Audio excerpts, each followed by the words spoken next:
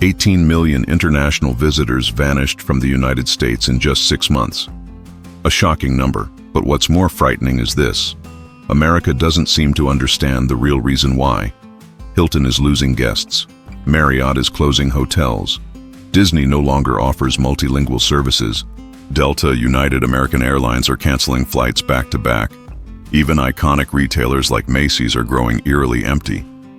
Maybe it's not that international travelers are turning their backs on America. Maybe it's America that's quietly closing its doors to the world. Let's take a look at 10 names that are collapsing rapidly and uncover why the American dream is slowly disappearing from the global travel map. 1. Marriott, the hospitality giant, with no one left to welcome. Marriott used to be the undisputed symbol of American hospitality, a hotel chain that evoked a sense of care, class, and above all, welcome, just by its name. But today, that icon is quietly unraveling, not through scandals or dramatic downfalls, but through emptiness, through the absence of those who once placed their trust in it. Revenue from international guests dropped by $2.5 billion in just 2 years. Last-minute cancellations rose so sharply that even veteran managers couldn't explain it. Key markets, China, Germany, Brazil, all declined by 35 to 60%. And then, 24 hotels had to shut off the lights temporarily. No arrivals, no bookings, no greetings. A front desk employee in Maui who had once learned French just to greet European tourists said something quietly heartbreaking. I have no one left to say bonjour to. No one left to say bonjour to. No one left who cares what language you speak. This isn't just a crisis of numbers. It's a crisis of presence. I don't think Marriott is falling because of the economy or because of the pandemic. Those are just catalysts. What's killing Marriott is a feeling that no hospitality industry should ever lose. The feeling of being welcomed, and America, in its self-assurance, has let that feeling slip away.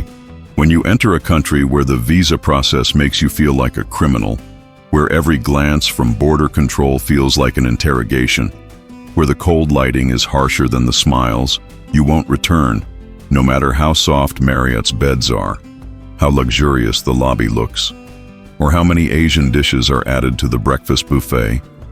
You won't book again in a place that makes you feel scrutinized rather than welcomed. And if you ask me, this didn't start with Marriott.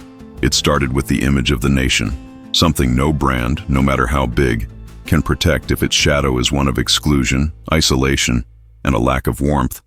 Marriott is dying quietly, not because it did something wrong, but because it depended on an America that stopped doing things right.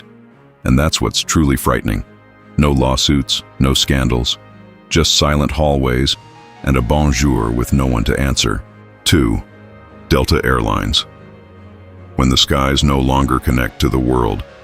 Delta was once America's pride in the skies, an airline connecting 180 countries, planes adorned with the red, white, blue stripes soaring across every continent, a symbol that America wasn't just a destination, it was the center of the world. But now, Delta is retreating, not because of a pilot shortage, not because of technical issues, but because the world simply doesn't want to fly in anymore.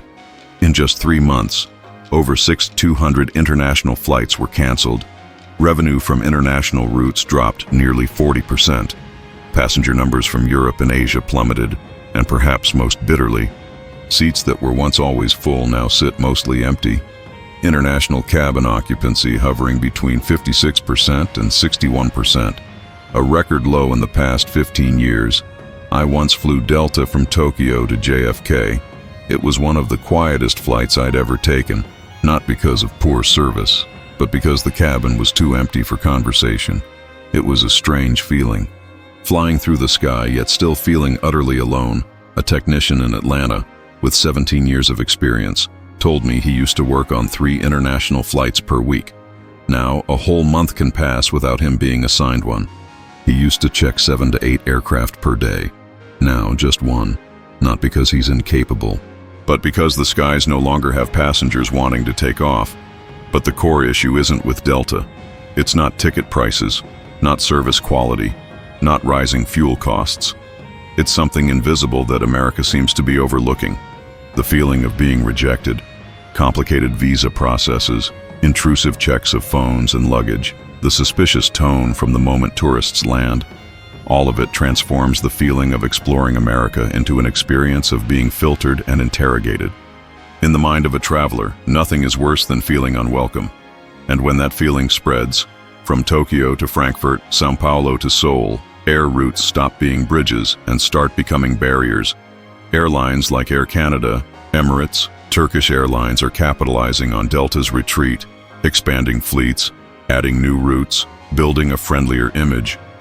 They don't need to do anything extraordinary. They just need to not make international travelers feel like they're under surveillance. It's an unfair advantage, handed to competitors by American policy.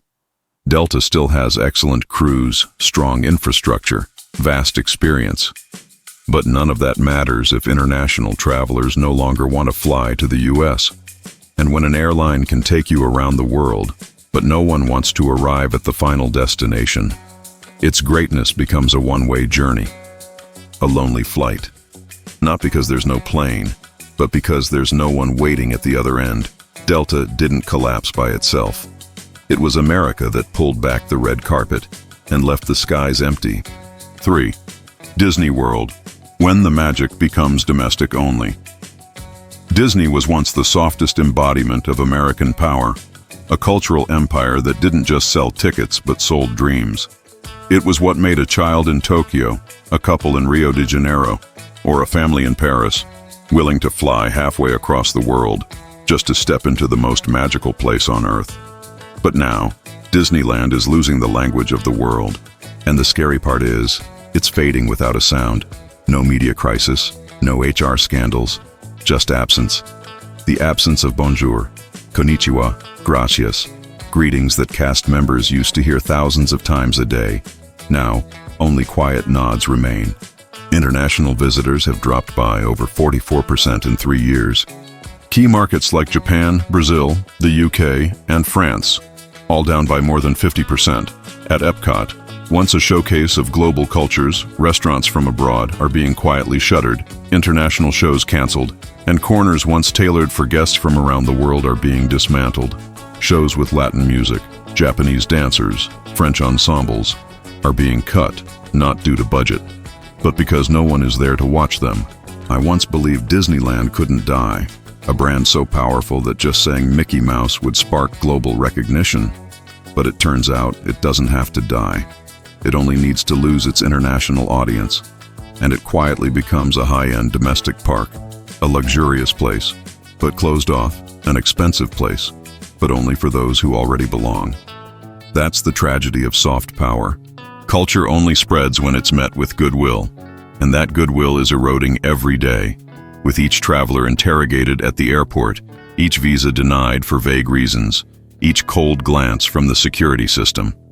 When French kids no longer beg their parents to go to Disneyland in the U.S., but pick Tokyo or Paris instead, it's not because U.S. Disneyland is less magical. It's because the experience of getting there is no longer pleasant. When a Korean family chooses Singapore over Florida, it's not because they hate America. It's because America made them feel like, we don't need you here. And when that message is received, the magic disappears. A cast member once said, I used to guess a guest's nationality just by how they said, can I take a picture? Now I don't have to guess anymore because they're all Americans. A simple line, but it holds a deep truth. The world is gone. Disney is no longer a global park. It's becoming an island where the American dream only exists within its own borders. And I'm not sure Mickey can fix that, because once culture loses connection with the world, it's no longer global culture. It's just a cherished memory of a time when it was once loved. Even Mickey now has to cut back on performance costs. That's not just the loss of a theme park. It's a sign that the world is turning its back on a dream that once moved them. And America is losing the most precious thing it ever had without needing weapons to protect it: natural admiration. 4. American Airlines. Flying, but no one's waiting. American Airlines was another symbol of global connection. Not as glamorous as Disney, not as refined as Marriott, but solid like a vein crossing continents. An airline whose name alone meant a bridge between the United States and the rest of the world. From São Paulo to Delhi, from Tokyo to Cape Town, the AA wings were the choice of millions of foreigners wanting to explore the land once dubbed the freest on earth. But now, as the world loses its enthusiasm for traveling to America, American Airlines is caught in a twilight zone in the sky. Over $6.1 billion in international revenue vanished in just 2 years, not because America is no longer appealing, but because the process of getting there has become too burdensome to maintain that appeal. American Airlines was forced to cut 38 international routes, including high-growth ones to China, Brazil, South Africa, and India. These were the markets that, in a post-COVID world, should have been the engines of recovery. But the U.S. turned those opportunities into walls, and the airline that once carried dreams across oceans is now helpless because it doesn't control the reasons people no longer want to dream. A female flight attendant, who used to fly 90 hours a month, now down to less than 40, said, "I never thought I'd consider quitting because there weren't enough flights." The issue isn't that people no longer want to fly. It's that they no longer want to fly to the U.S. Passengers aren't canceling because they fear flying. They cancel because they don't want their phones inspected at the airport, because they don't want to answer 15 questions just to get a 10-day stay, because they don't want to feel judged, suspected, scrutinized, just for holding a passport that's not on America's preferred list. I don't believe American Airlines is doing anything wrong in aviation. They still have a strong team, a wide network, and invest aggressively. But this is the failure of a larger system, of which the airline is just a victim, when the entire visa ecosystem, border security, foreign policy, and media all quietly send the same message: we don't really need you to come. Then even the tickets already sold can't hold on to trust.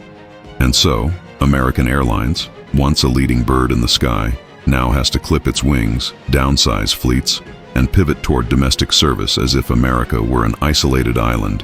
Meanwhile, competitors like Emirates, Lufthansa, Turkish Airlines, Air Canada are all posting double-digit growth, thanks to trust from the very passengers America has lost. No one's banning American Airlines from flying to Tokyo or Frankfurt. But a tightened visa policy, harsh entry procedures, and a national image that feels increasingly distant have made those flights meaningless. A plane can carry 300 passengers, but if no country is waiting to welcome them, it's just an expensive steel tube flying in solitude. And that's the saddest fate for an airline that once represented a nation proud to call itself the center of the world. When you're no longer invited, you go somewhere else. American Airlines isn't losing its edge because it flies poorly. It's because the world no longer wants to come to the place they once thought was warm.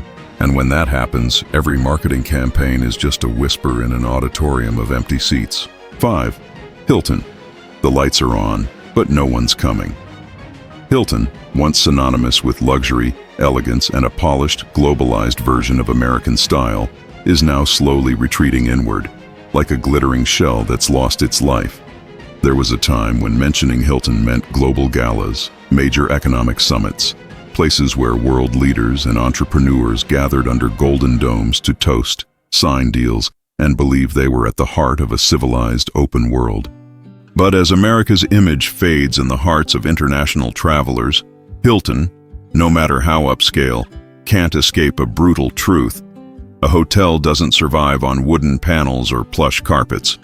It survives on people walking through the front door expecting to be welcomed. Right now, over 200 Hilton locations in the U.S. are operating at under 50% capacity. There are 25-story buildings with only 4 occupied rooms. Suites once booked a year in advance are now used to store extra furniture.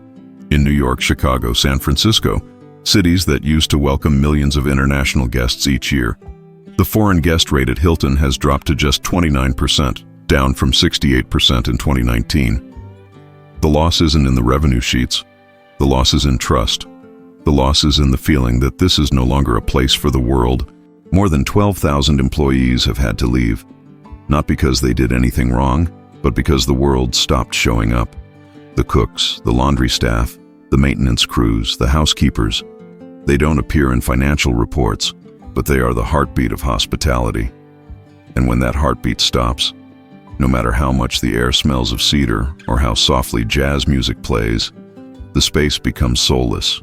The problem isn't Hilton, it's the country Hilton trusted.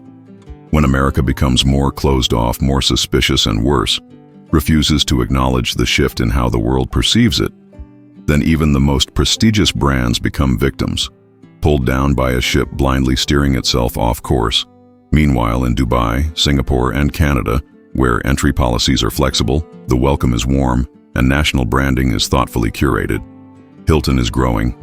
They're shifting investments abroad. Expansion projects in Florida, Arizona, and California are being paused. Not because the domestic market is weak, but because international expectation has died. A hotel can't choose its guests, but a nation can choose how it makes guests feel. And when that choice pushes visitors away, everything collapses, not with noise, but with silence. Empty banquet halls, vacant ballrooms, terraces without morning newspapers or coffee cups. Hilton still cleans daily. But for whom? Sanitizing for what when there are no footprints left behind? It's no longer a hotel. It's a museum of a time when America was loved. And sadly, it's America itself that's slowly closing that museum, piece by piece, with its indifference to the signals the world keeps sending back. Hilton doesn't need a farewell letter, because the world already walked away, quietly, a long time ago. 6. Hyatt hotels. When luxury can't cure coldness. Hyatt, once hailed as the rising star among premium hotel brands, is not immune to the quiet collapse sweeping across America's travel industry. At a time when the world is recovering from the pandemic, tourism demand is booming, and international money is flowing into emerging destinations. Hyatt, instead of expanding, is being forced to retreat right on its own turf. What's more striking, they're not retreating because of a lack of capital. They're retreating because the world no longer wants to come to America. 5 years ago, Hyatt announced plans to open more than 100 new hotels globally. That fiery spirit has turned to ash as we enter 2025. Many U.S. projects are being frozen without fanfare. No press releases, no groundbreaking ceremonies. Just quietly withdrawn plans, investments redirected to Mexico, the UAE, and Canada. Places that still retain the trust of international travelers. And that's the key word. Trust, once lost, no brand, no matter how luxurious, expensive, or historic, can buy it back. International bookings at Hyatt have dropped by as much as 48% compared to pre-pandemic levels. But the world isn't in lockdown anymore. People are still traveling, still spending. They're just spending elsewhere. Hyatt knows this. They understand that continuing to build in a market where immigration policies are tightening, surveillance is growing, and national image is hardening means opening luxury warehouses with no one inside. In Q1 of 2025, U.S. revenue dropped by 22% year over year, something unheard of for a chain that was once among the fastest growing in the past decade. Within the industry, they call it luxury hollowing, a hotel still draped in baccarat chandeliers, Italian silk towels, and 5-star spa services. But when the only ones using it are a few domestic firms hosting team-building events, all that opulence becomes extravagance without purpose. I used to believe Hyatt might be the outlier. Younger, more adaptable, better at tailoring its offerings. But in a system that's rotten at the roots, even the smartest players can't stand tall. As America loses its place as a top destination, Hyatt, no matter how nimble, can't sell dreams in a place no one dreams about anymore. So they're restructuring, redirecting focus to Asia-Pacific, the Middle East, Latin America, places where international guests still want to be served, places where visas aren't loyalty tests, where security agents don't assume you're hiding something, where the feeling of being welcomed isn't a product, it's a national policy. Florida, Arizona, California, once prime Hyatt markets, are now seeing high vacancy rates, declining tourism property values, and staff layoffs. A hotel chain once representing global ambition is now shrinking just to keep the lights on. And I think it's not that Hyatt lacks the strength, it's that they've realized if international guests stop coming, everything else is just for show. Hyatt didn't collapse like an empire under siege. They didn't fall with a crash. They're just quietly disappearing from the investment priority map in their own homeland. The lights are still on, the carpet's still plush, the lobby's still fragrant, but the world is no longer there. And in many ways, that silent unraveling is scarier than a crisis you can name, because it can't be reversed with ads or discounts. It can only be saved if America learns how to smile at the world again. But the real question is, do they still want to? 7. Las Vegas, the city that never sleeps now, feels worryingly tame. Las Vegas, once dubbed America's artificial paradise, a city where the lights never dim, where every step is an invitation to spend, indulge, and live like tomorrow doesn't exist, is now becoming a dazzling stage with no audience. Not because it has changed its essence, not because Vegas has lost its wildness, or because the casinos suddenly lost their magic, but because the people who used to flood in to bask in that light have gone elsewhere. They're no longer coming. And for a city that lives off other people's joy, that's a gut punch to its very soul. International tourists, especially from Asia, who were once the biggest spenders in Vegas, have dropped by as much as 70%, a number that would send any service-based economy into panic. But Vegas isn't just about services, it's an ecosystem. Casinos, entertainment, fine dining, luxury fashion, live performances, international expos. Break one link, the whole machine slips. Over 22,000 jobs in hospitality, casinos, and entertainment are now under threat, not due to lack of skill or automation, but because the crowds have vanished.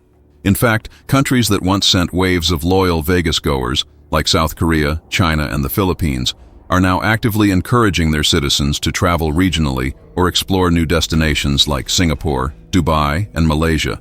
Places where you don't have to pass a visa exam, don't fear getting your phone searched at immigration, and don't get met with a glare of steel when you land at the airport. Vegas has kept the lights on, but the players have changed the stage. I once visited Vegas on a work trip in 2018. Cirque du Soleil shows were packed. VIP seats were fought over weeks in advance. Baccarat tables had waiting lists. It wasn't just luxury, it was life. Now those global shows are being canceled, moved online, or downsized. Luxury brands that once opened flagship stores here are considering closing or relocating to other cities. Street performers who used to earn tips with just a smile now go home early because no one's stopping for a picture. Vegas once showed off the most unfiltered side of America, the freedom to spend, to live on your own terms. But that very freedom is now being choked by immigration policies and the country's global image. It's not that people are afraid to spend money in Vegas. They're afraid of feeling like a threat when they arrive in the U.S. And when that fear outweighs the desire, the cards may still be on the table, but it'll just be Americans dealing to themselves. I don't believe Vegas has lost its appeal.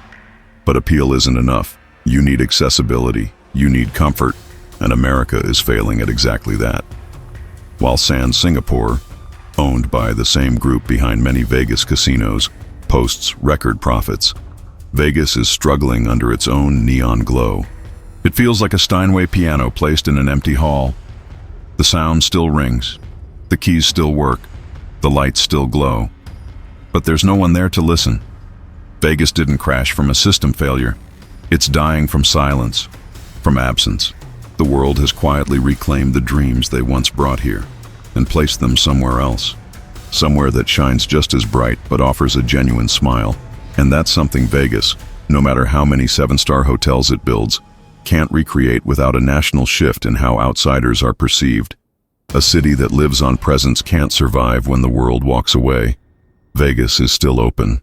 But what does that mean if no one steps inside? 8. Simon Property, the shopping paradise, now echoes with footsteps of security guards.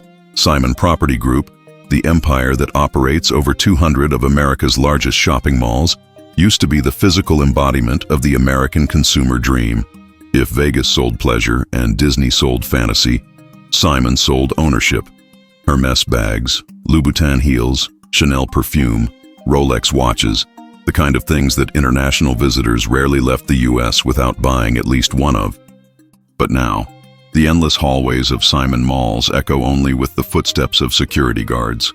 Glass storefronts reflect not the smiling faces of shoppers, but the tired eyes of stores struggling to survive another month. Spaces once designed to welcome the world are now shrinking into temporary shelters for a country losing its international allure. In major Simon malls in Los Angeles, Chicago, and Orlando, cities that once served as gateways for global spending, international foot traffic is down by more than 65% compared to 2019. Retail revenue from foreign visitors has dropped by nearly half. Dozens of high-end brands are not renewing their leases, or are downsizing their floor space to just a third of what it was. Flagship stores, once symbols of global ambition, now close before sunset. Not because they want to rest, but because there's no one worth waiting for. I used to believe consumption was a near unstoppable instinct, that luxury bags would always find owners if placed in the right place at the right time. But I was wrong, because a mall cannot manufacture foot traffic. It can only benefit from crowds that choose to show up. And when America stops being an easy choice, because visas are too expensive, entry is too invasive, and the surveillance feels too real, then Simon, no matter how precisely it lays its tiles, becomes nothing more than a beautiful yet empty space. Worse still, America's luxury retail model was never built for domestic shoppers. More and more Americans are shifting to online shopping, hunting for deals, and tightening their spending. Meanwhile, international tourists, especially from Asia, the Middle East, and Latin America, are the ones who spend the most per visit. They don't just shop, they dine, they take photos, they use tax refund services, they turn shopping into an experience, something Amazon can't replicate. But now that group has chosen other destinations: Singapore, Dubai, Milan, Tokyo, places that make them feel welcomed, served, and not interrogated at every border. Simon Property can't change visa policy, they can't control global media narratives about America, but they are directly paying the price for a series of systemic missteps. And the danger is, those missteps are quiet. No one is breaking down mall doors, no protests, just one missing visitor at a time, day after day, until stores can no longer afford to stay open. The corridors are empty, the info desks have no questions. The coffee goes cold in the hands of a sales associate, and Simon, no matter how many 70% off signs it puts up, can't hold on to a world that has silently walked away. People used to say malls weren't just about shopping. They were how a nation sold its image. And when that image stops being desirable, it doesn't matter how deep the discount is, the customers won't come. Simon hasn't lost its edge due to lack of innovation or poor management. They're losing because America is slowly falling off the map of global desire. And when you're no longer part of the world's dream destinations, no matter how many buildings you construct, you're just a beautiful shell, waiting for footsteps that will never return. Simon Property isn't collapsing because of something they did wrong. They're dying because America is no longer the place the world longs to be. And that kind of death doesn't need a crisis. It just needs enough quiet days without guests. 9. United Airlines. As the world quietly closes its doors to America. United Airlines, a name that once evoked connection, the image of aircraft weaving a global network like arteries of the modern world. For decades, United was more than just an airline. It was a symbol of an open America, welcoming, leading, flying outward to embrace the world. But that image has faded, not because of weak engines, not due to cockpit failures, but because the world has simply stopped waiting for United to arrive. They don't need it anymore. They don't welcome it anymore. And perhaps most painfully, they're not even saying goodbye. Countries like Brazil, China, and Russia have begun tightening visa requirements for U.S. citizens, not as an act of hostility, but as a reciprocal response. A quiet message that says, if you don't want us visiting you, we won't need you visiting us. And as United depends on two-way traffic, both outbound and inbound, this tightening means flights have fewer reasons to take off. A plane doesn't just need fuel, it needs someone at the other end, waiting with open arms.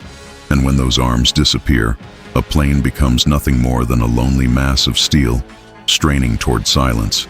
United has been forced to pause its investment in long-haul aircraft. Orders for wide-body jets have been delayed. Resources have been reallocated to smaller fleets, domestic routes only, as if America now only cares about itself. Airport staff once assigned to international terminals are being rotated into domestic zones or temporarily furloughed. Lounges that once echoed with the languages of the world are now filled with empty seats, automated announcements, and the occasional domestic traveler in transit. I used to believe aviation was the most resilient industry in globalization. That people might reject American products, politics, even Hollywood, but they'd still need to fly. As long as America remained a hub for academics, business, and entertainment, its flights would stay full. But the world proved otherwise. People are still flying, just not to the U.S. They still explore, but now they avoid places that make them feel watched, distrusted, filtered. Emirates, Lufthansa, Qatar Airways, they're all expanding, opening new routes, spreading their wings. United, meanwhile, is pulling back. Every canceled flight is another closed window to America, another business person skipping a conference, another student not enrolling, another family not visiting loved ones, another piece of trust left behind at the security checkpoint. United once represented a far-reaching America. Now it's learning to live as a domestic carrier, big, high-tech, and confined. No one has banned United from flying. But when a country loses its fundamental appeal to the world, even its most advanced airline becomes a bird no one waits for. United isn't failing because of ticket prices or service quality. It's failing because it put its faith in a country that's now fencing off its own identity. And once that image no longer excites or welcomes, all that remains is a runway, long, straight, silent. No one waiting, no one waving, no need to lift off. A flight without a destination is a meaningless journey. And that's the cruelest fate that can befall a brand once called United. Because now the world has left, one empty seat at a time, and no one is turning back. 10. Macy's. When the shopping icon and the American dream begin to crumble, Macy's, a name that sparks more than shopping memories, it recalls winter windows on Fifth Avenue, holiday displays, deep red gift boxes wrapped with something uniquely American. The idea that consumption is a ritual and shopping a kind of cultural glue. Macy's was never just a department store. It was a stage for American culture, a place where international visitors didn't just buy things, they stepped into a living dream. A dream where everything was bigger, brighter, fuller. A dream you could take home in a suitcase, tuck inside a Christmas card, or capture in a photo beside the iconic windows in New York. But now, even those windows are starting to look lost in the winter night. International tourists, especially from Asia, the Middle East, and Latin America, once pillars of Macy's revenue, have disappeared without a word. No scandal, no boycott, no public backlash, just a brutal and quiet act. They stopped coming, and that has left Macy's like someone waiting by the window for a lover who won't return, facing a truth it can't escape. The American dream is no longer something the world wants to buy. Sales have dropped sharply.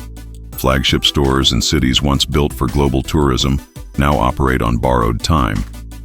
Areas once designated for international guests, with price tags in multiple languages, tax refund counters, staff fluent in Chinese, Arabic, Portuguese, are being closed down or repurposed into temporary product displays. And worse yet, the strategy of localizing to replace lost global traffic simply isn't enough. Americans are spending less. They shop online, chase discounts, buy only when there's a promo code. They don't come to Macy's looking for a dream. They come when it's 50% off. And the world? They're chasing the American dream elsewhere. They head to Paris for elegance, to Seoul for modern rhythms, to Dubai for spectacle, to Singapore for impeccable service. They no longer need to come to the U.S. to feel well treated. And once the image of coming to America to live like in the movies fades, Macy's, no matter how many marketing campaigns it runs, how beautifully it wraps its boxes, how many lights it strings up, becomes a grand theater with no audience. I once stood outside Macy's during Christmas 2016. Cold wind, sharp air, and yet hundreds gathered to see the window display. Japanese, Brazilian, German, Vietnamese, each with a different face but the same expression. Wonder. Not because the animatronic dolls were so perfect, but because they believed America was a place where dreams could be touched, bought, wrapped, carried home. But now, the lights are still on, the window still stands, but the onlookers are gone. Not because they stopped loving America, but because America stopped making them feel loved. And when a department store is no longer a place people dream of visiting, it ceases to be an icon. It becomes just shelves, a gallery of fading memories, a cathedral with no choir. Macy's didn't die because of poor products. It died because no one believes that standing in Macy's is part of becoming a global citizen anymore. And that kind of death, no headlines, no tributes, no funeral bells, is the most frightening kind of all. To be forgotten, not opposed. When the glass window still glows but no one stops to gaze in, what's missing from the reflection is the image America once proudly projected to the world, a dream no one wants to take home anymore, a store no one wants to walk into, a nation no one feels excited to arrive at. Macy's is just a casualty, a brand suffering the final consequence of a disappearance that began at America's very core. The spirit of welcome. When you stop welcoming, you'd better get used to empty shelves, silent registers, and distant eyes choosing another path. Quietly, but decisively, an expensive visa might make people hesitate, but it's suspicion, coldness, and lack of warmth that make them never come back. Maybe America didn't mean to build a wall, but when you tighten visas, scan phones, search bags, interrogate language, and make visitors feel like criminals, the wall is already there. The world hasn't stopped traveling. They've just stopped choosing America.